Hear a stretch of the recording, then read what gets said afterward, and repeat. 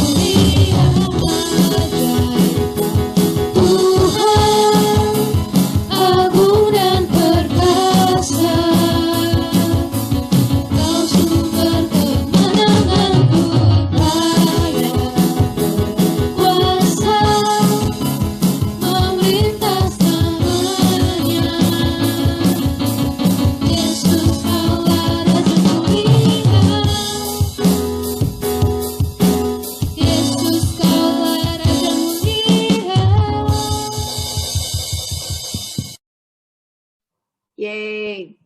Oke. Sebelum kita mendengarkan firman Tuhan, mari kita bersama-sama mengangkat satu lagu pujian, You Are My All in All.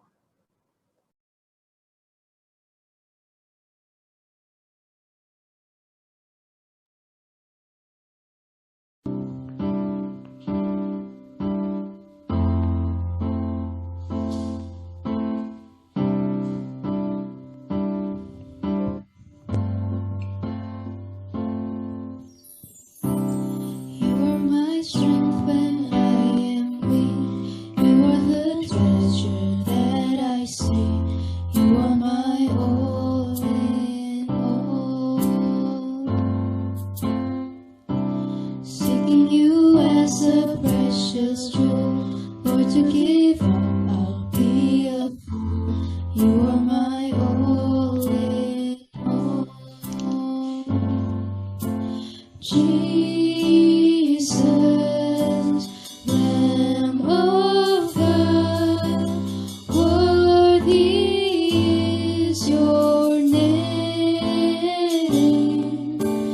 Jesus, Lamb of God, worthy is your name. Taking my sin, my cross, my shame, rising again, I bless your name. You are my all in all.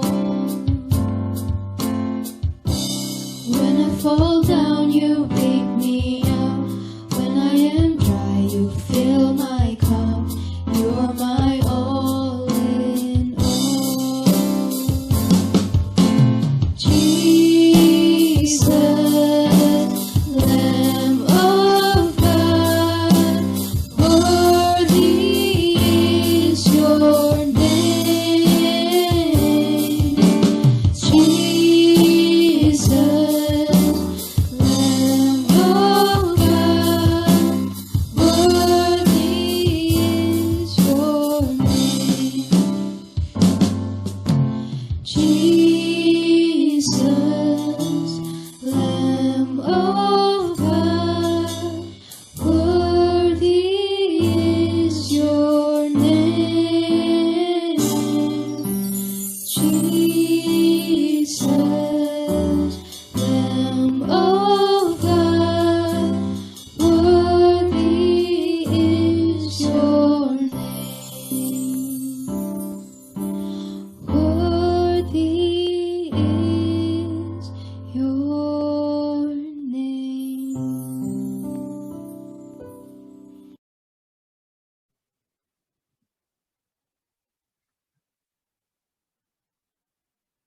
Ya teman-teman, mari kita siapkan hati kita untuk mendengarkan firman Tuhan. Saya ajak kita untuk berdoa.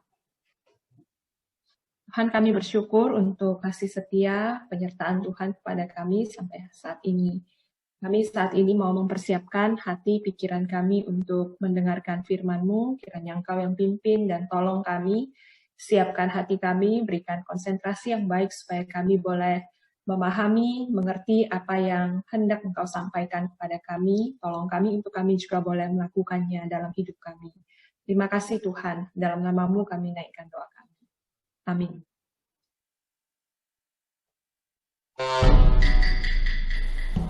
Yes, gak mau menang. Mati kalian. Memang bodoh kalian semua. Gak bisa main.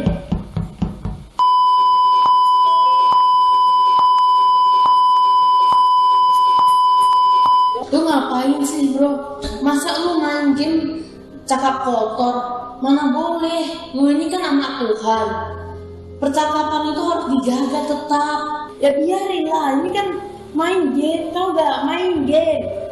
Itu ekspresi, itu normal. Semua orang main game juga gitu. Lagipun lu ini sekarang lagi menghakimi aku.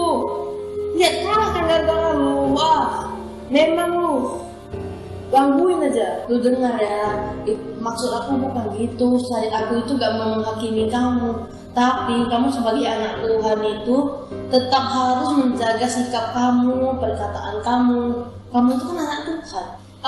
Udahlah. Lu gak ingat, tahun lalu kan kita udah dibaptis, udah masuk kerajaan Allah, udah pasti, udah jadi anak-anak Allah. Ya kalau kita buat gini itu gak masalah. Lu gak ingat pendeta itu bilang apa lagi? Kita itu udah pasti masuk surga, udah dipindahkan dari neraka ke surga. Ya udah, ngapain lagi aku peduli? Itu benar bro, tetapi kita itu kan sudah dibaptis, berarti kita sudah menjadi manusia baru yang hidup dalam Kristus. Kita harus hidup dengan karakter Kristus dan juga dengan identitas anak-anak Allah. Ya, dan aku juga ada baca ini semalam bahwa proses ini disebut pengudusan atau sanctification. Itu mah gak penting, yang penting sekarang itu aku udah dibaptis, udah pasti masuk surga, namaku udah tercantum di buku besar surga.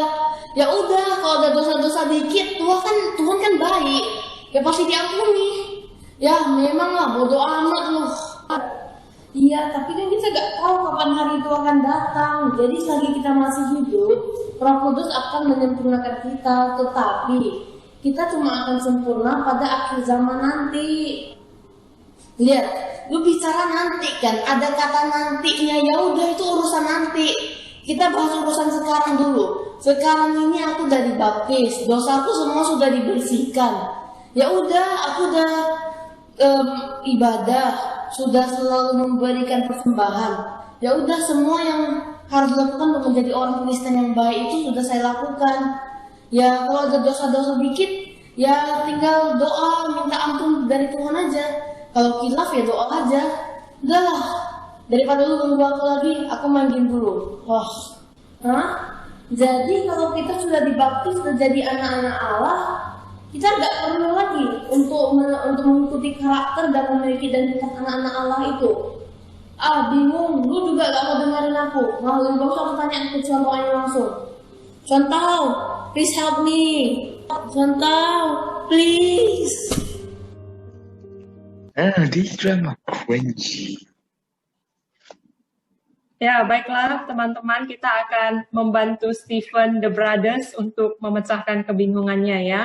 Mungkin kebingungan Stephen juga adalah kebingungan kita dan banyak orang lain di luar sana. Nah, kita akan renungkan satu bagian firman Tuhan ini. Sebelumnya mari kita lihat satu ayat dari Roma 6 ayat 22. Teman-teman boleh melihat di layar ataupun membuka di Alkitab masing-masing. Beginilah firman Tuhan, Roma 6 ayat 22. Tetapi sekarang setelah kamu dimerdekakan dari dosa dan setelah kamu menjadi hamba Allah, kamu beroleh buah yang membawa kamu kepada pengudusan dan sebagai kesudahannya ialah hidup yang kekal. Kita mungkin sering mendengar orang berkata seperti ini ya, loh katanya orang Kristen tapi kok cakap kotor? Katanya hari Minggu ke gereja, kok masih nyontek sih waktu ujian? Orang Kristen kok begitu ya sama orang tuanya? Nah, dan mungkin masih banyak lagi pertanyaan serupa. Seorang penulis pernah melakukan sebuah survei dan menemukan fakta bahwa ternyata kehidupan moral orang percaya, kehidupan moral orang Kristen itu ternyata tidak lebih baik dibanding mereka yang belum percaya.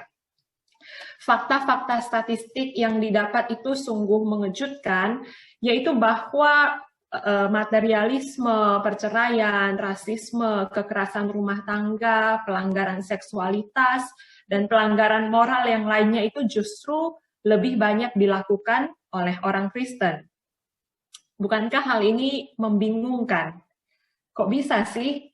Bukannya orang Kristen itu seharusnya tidak demikian? Katanya sudah terima Yesus, dosanya sudah diampuni, tapi kok malah sepertinya masih hidup dalam dosa.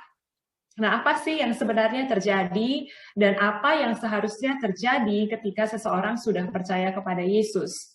Nah, ini yang hari ini kita akan renungkan lewat sebuah topik yang ditanyakan oleh Stephen the Brothers tadi itu ya, sanctification atau pengudusan.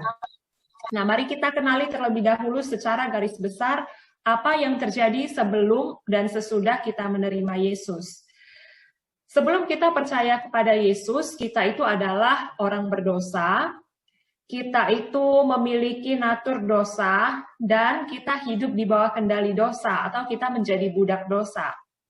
Waktu kita berada di titik ini, sebelum kita percaya Yesus itu, segala pekerjaan baik yang kita lakukan pada dasarnya adalah jahat, karena tujuan, standar, dan motivasi yang kita lakukan itu dikuasai oleh dosa. Setelah kita percaya Yesus, ada problem. Setelah kita percaya Yesus, kita tidak langsung dipindahkan ke surga. Kita masih hidup di dunia yang penuh dengan dosa ini. Bahkan kita sendiri, termasuk hati, pikiran kita seluruhnya itu sudah tercemar oleh dosa. Setelah kita percaya Yesus pun polusi dosa yang masih ada di dalam diri kita itu tidak hilang. Dan memang karena akibat dosa itu sungguh mengerikan. Polusi dosa yang masih ada pada diri kita itu kira-kira seperti kisah ini. Tahun 1986 terjadi bencana nuklir di Chernobyl, Ukraina. Timbul ledakan radioaktif yang besar, bahkan 400 kali lebih banyak dibanding nuklir pada bom atom Hiroshima. Teman-teman tahu bom atom Hiroshima yang meluluhlantahkan kota itu sudah sangat mengerikan. Ini 400 kali lebih banyak ledakan radioaktif yang dihasilkan. Nah, bencana nuklir ini dianggap sebagai bencana yang paling parah di sepanjang sejarah. Kabarnya ada 31 orang yang tewas pada saat itu, dan memang ada ratusan orang lain yang selamat, tapi mereka akhirnya mengidap kanker dan cacat tubuh. Bahkan yang lebih mengerikan, lebih parah itu sebenarnya adalah efek dari peristiwa ini yang masih dirasakan sampai hari ini. Jadi sejak tahun 1986 itu kota Chernobyl ini telah dibiarkan, telah ditinggalkan, dan menjadi seperti museum hidup.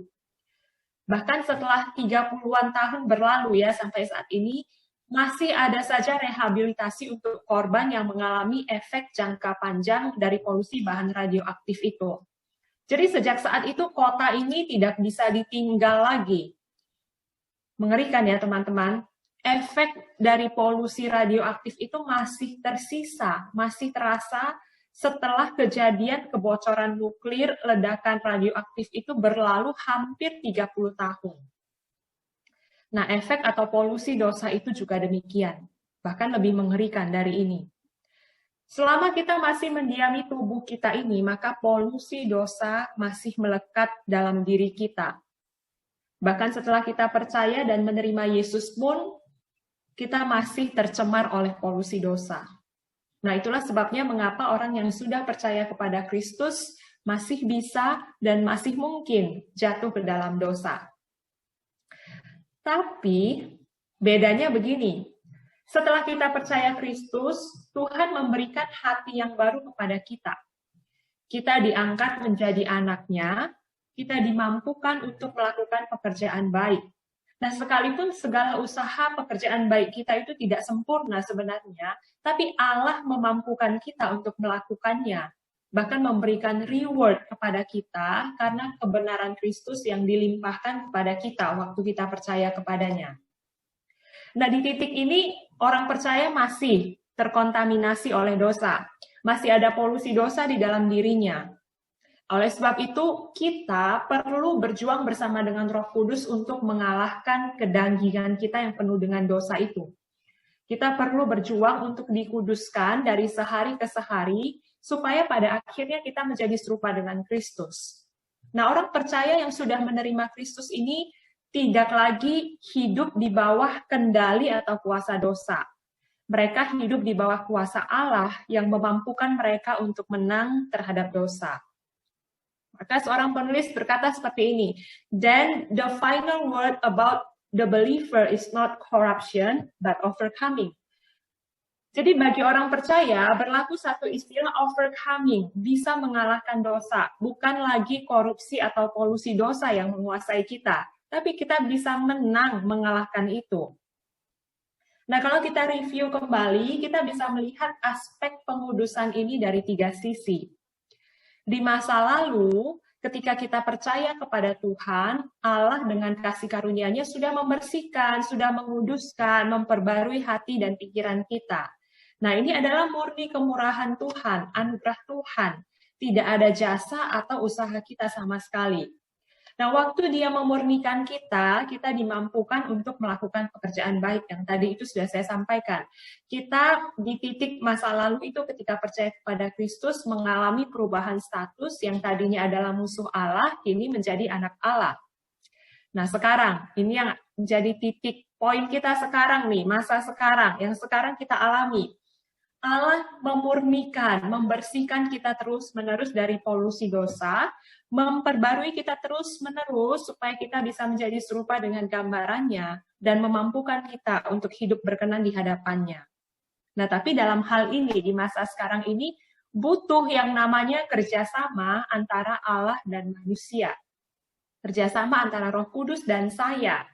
manusia juga berperan aktif dalam mengerjakan keselamatannya. Nah, ini pengudusan berlangsung selama kita hidup, dan ini dinamakan pengudusan progresif. Di masa datang, inilah puncaknya ketika Allah akan menyempurnakan kita akan dimuliakan bersama-sama dengan Allah. Mari kita lihat lebih dalam tentang masa sekarang, pengudusan progresif ini. Pertumbuhan orang percaya dalam proses pengudusan progresif ini mengandung dua aspek. Ada aspek negatif, aspek positif. Singkatnya begini, kalau aspek negatif itu proses kita menghilangkan polusi dosa kita. Meskipun polusi itu tidak akan hilang secara total sampai pada kehidupan kekal yang akan datang itu. Tapi saat ini, waktu kita percaya kepada Kristus, kita itu sudah dipersatukan dengan Kristus. Artinya kita sudah mati terhadap cara hidup kita yang lama dan penuh dengan dosa, kita mau tanggalkan itu, kita mau lepaskan cara hidup yang lama itu. Maka dalam prakteknya, dalam hidup kita sehari-hari, jangan biarkan dosa itu berkuasa dalam hidup kita. Yang aspek positif, sebaliknya, itu berarti kita diperbarui terus dalam natur manusia yang baru. Waktu kita percaya kepada Kristus, kita sudah jadi manusia yang baru. Nah, waktu kita percaya, kita bukan hanya dipersatukan dengan Kristus dalam kematiannya, tapi juga dalam kebangkitannya. Artinya kita harus hidup di dalam Kristus, maka dalam kehidupan kita sehari-hari, kita harus memandang bahwa kita ini hidup bagi Allah, kita menjadi hamba Allah, dan kita hidup dalam kebenaran itu yang menuntun kita kepada pengudusan. Kesimpulannya, dalam pengudusan ini kita terus-menerus bertumbuh dalam kedewasaan rohani. Nah, hari demi hari secara progresif, terus-menerus ya, secara terus-menerus kita itu semakin kudus, kita semakin dipisahkan dari cara hidup yang lama, dari cara hidup yang penuh dengan natur kejahatan, dari kedagingan, keinginan daging kita, dari cara hidup si jahat, menuju cara hidup Allah dan firman-Nya, serta semakin bertumbuh dalam kasih karunia dan pengenalan akan Kristus. Maka pengudusan itu juga berarti, pertumbuhan di dalam anugerah Tuhan. Pertumbuhan dalam anugerah Tuhan itu berarti muncul karakter yang baik dari dalam. Waktu setiap kali kita bertumbuh dalam anugerah itu berarti bahwa kita itu semakin peka terhadap dosa. Iman kita semakin kuat, harapan kita menjadi semakin besar akan Kristus, kasih kita semakin luas, dan kesadaran spiritual kita semakin tinggi. Nah, sampai di sini mungkin akan timbul pertanyaan, bagaimana jika orang yang percaya itu jatuh dalam dosa? Tentu saja waktu kita jatuh dalam dosa, kita tetap adalah anak Allah. Sama seperti seorang anak, kalau dia buat salah kepada orang tuanya, tentu dia tidak langsung dipecat jadi anak, bukan? Seberapa salahnya pun kita lakukan terhadap orang tua kita itu tetap anak orang tua kita, benar ya? Tapi tentu saja orang tua itu akan merasa sedih kalau anaknya buat salah. Nah, demikian juga dengan Bapa kita yang ada di sorga. Waktu kita berbuat salah, melakukan dosa, sebenarnya kita itu sedang mendukakan hati Bapa kita. Tapi kasih-Nya kepada kita tidak akan berkurang waktu kita buat dosa. Tapi mungkin dia akan sedih karena dia tidak berkenan terhadap dosa. Maka waktu kita jatuh ke dalam dosa, penting sekali untuk datang mengakuinya di hadapan Tuhan dan bertobat. Dan tidak lagi hidup di dalam dosa itu. Nah, kalau teman-teman lihat tadi grafik pengudusan progresif itu, grafiknya tidak lurus naik ke atas, tapi ada zigzag turun, naik, zigzag begitu ya, sampai akhirnya semakin naik. Nah, itu menandakan memang hidup kita setelah kita percaya seperti itu. Masih mungkin ada jatuh, bangun, tapi itu buat kita semakin naik. Nah, tapi kalau orang percaya itu terus-menerus jatuh dalam dosa yang sama, itu yang jadi pertanyaan, terus gimana? Oh, tadi saya katakan masih mungkin kita bisa jatuh dalam dosa, tapi waktu kita jatuh, kita punya kesadaran bahwa saya sudah melakukan dosa, saya mau minta ampun sama Tuhan, dan saya tidak mau hidup terus-menerus di dalam itu. Nah, tapi kalau misalnya ada orang percaya yang terus-menerus jatuh dalam dosa yang sama, terus lagi diulangi, itu bagaimana? Nah, kalau ada orang yang seperti itu mungkin perlu dipertanyakan. Sudahkah kita memohon anugerah Tuhan untuk memampukan kita lepas dari dosa itu? Sudahkah kita sendiri juga berjuang untuk lepas dari dosa itu? Apa yang sudah kita lakukan untuk tidak jatuh pada dosa yang sama? Jika kita tidak berjuang, mungkin juga perlu dipertanyakan, apakah sungguh-sungguh kita mengikut Tuhan dan sungguh-sungguh sudah dilahirbarukan? Atau sesungguhnya kita tetap jatuh di dosa yang sama karena kita menikmati hidup di dalam dosa itu? Kalau tadi ingat orang percaya yang sudah percaya kepada Yesus itu hidupnya tidak lagi dikuasai, dikendalikan oleh dosa. Ya teman-teman, kita tidak bisa menyepelekan dosa. Maka dalam proses pengudusan ini kita sendiri juga perlu berperan aktif untuk mengerjakan keselamatan kita. Tuhan sudah menyediakan banyak sarana dalam proses pengudusan kita yang bisa kita pakai untuk memperlengkapi kita. Ada firman Tuhan yang menuntun kita dalam hidup ini, kita punya tanggung jawab untuk membaca, merenungkannya. Kita perlu mengingat kembali bagaimana Kristus itu sudah menebus, menyelamatkan kita. Kita perlu ingat status identitas kita sebagai anak-anak Allah yang sebenarnya adalah bisa menang melawan dosa, overcoming tadi ya. Kita bisa menang melawan dosa itu. Dan di dalam diri kita pun Tuhan memberikan hati nurani yang bisa mengingatkan kita ketika kita buat salah. Kita akan bahas lebih detail tentang ini 3 minggu lagi ya, tentang hati nurani. Nah, ada juga komunitas orang percaya yang bisa menolong kita bersama-sama bertumbuh menjadi serupa dengan Kristus. Jadi pada akhirnya tujuan yang kita capai itu adalah semakin serupa dengan Bapa kita di sorga. Ketika nanti kita bertemu dengan Dia, kita akan diberikan reward sesuai dengan apa yang kita lakukan saat ini. Nah, sekarang jadi pertanyaan bagi kita, apakah kita ini takut kalau berbuat dosa? Takutnya bukan karena takut dihukum Tuhan, tapi rasa takut karena hormat dan mengasihi Tuhan. Seberapa sih kita sudah berjuang untuk melawan dosa? Tentu saja kita perlu berjuang sambil memohon anugerah Tuhan untuk memampukan kita. Ingatlah bahwa kita ini tidak berjuang sendiri. Nah, atau kita justru lebih sering memberi makan kedagingan kita dengan merasionalisasi segala sesuatu termasuk ketika kita buat dosa. Misal seperti Stephen dalam video tadi yang cakap kotor ya. Kalau Stephen itu menganggap bahwa cakap kotor itu adalah hal yang wajar dan biasa, semua orang melakukannya, maka dia akan tetap melakukannya. Dan menikmati itu barangkali ya. Tapi kalau dia tahu itu bukan tindakan yang baik, tentu dia akan mengusahakan. Nah, misalnya berpikir dulu sebelum ngomong, atau menggantinya dengan kata-kata yang lebih sopan. Misal waktu suruh main game, ya kan, mungkin saja sudah jadi kebiasaan untuk melontarkan kata-kata yang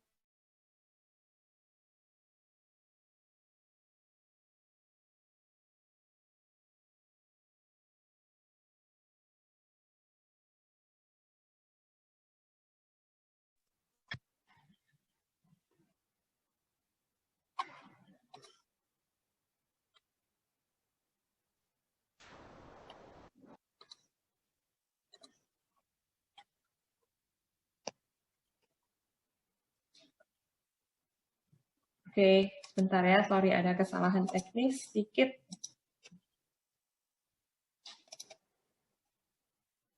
Ya, kita lanjutkan ya teman-teman.